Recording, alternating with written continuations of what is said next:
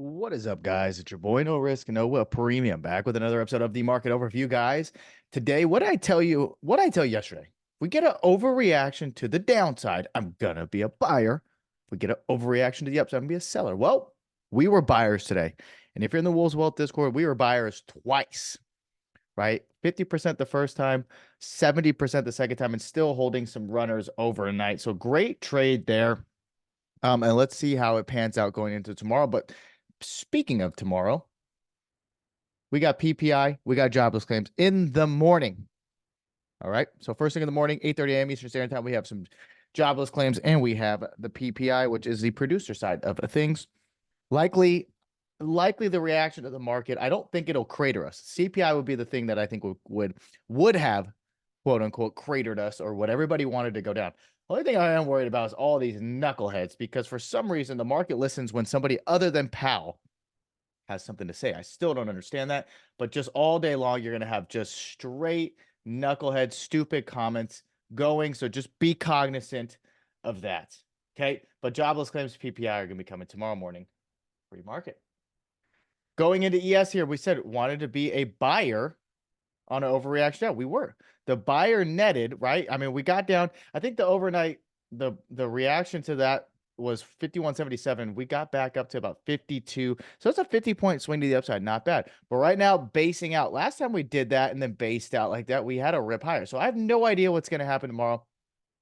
But I do think if we could possibly see some buyer demand step in at 51.60 on an overreaction again to the downside, I would definitely step in long here in front of that freight train at 51.60. If not, if we open up above 51.90, look for these dips into 51.90 to hold. 52.44 is going to be the target to the upside. I would look to initially take another reject at 52.72 should we get there. Now, if we break and hold that level, it's going to be smooth sailing up to 5,300 plus. Absolutely. Let's go to the NQ chart here now.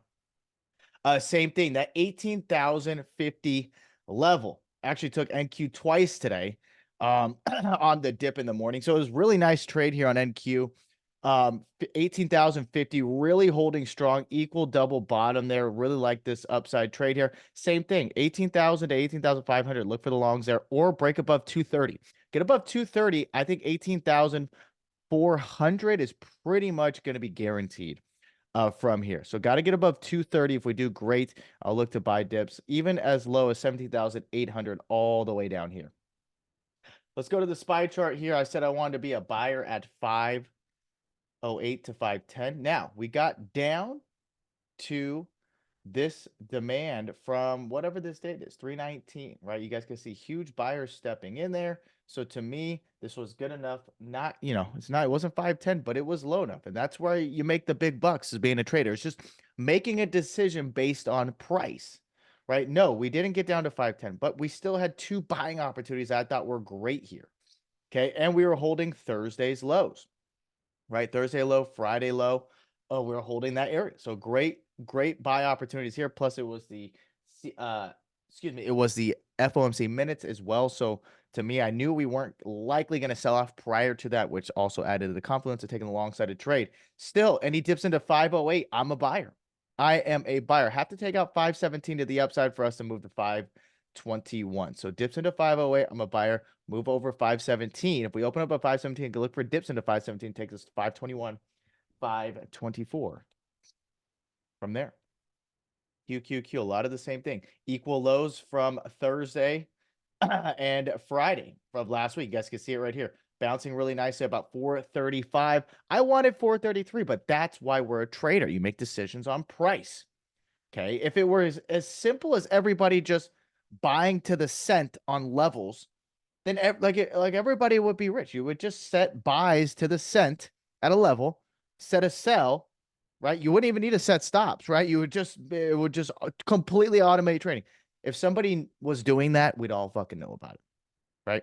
Got to get above 439. 439 takes us back to 444. I'd look for a reject there again.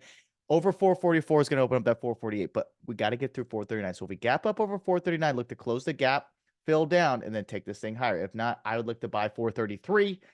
Anything under 433, though, look to play the gap fill all the way back down to about 426. And last but definitely not least, IWM, right to 200, holding 200. Going to watch this 200 tomorrow.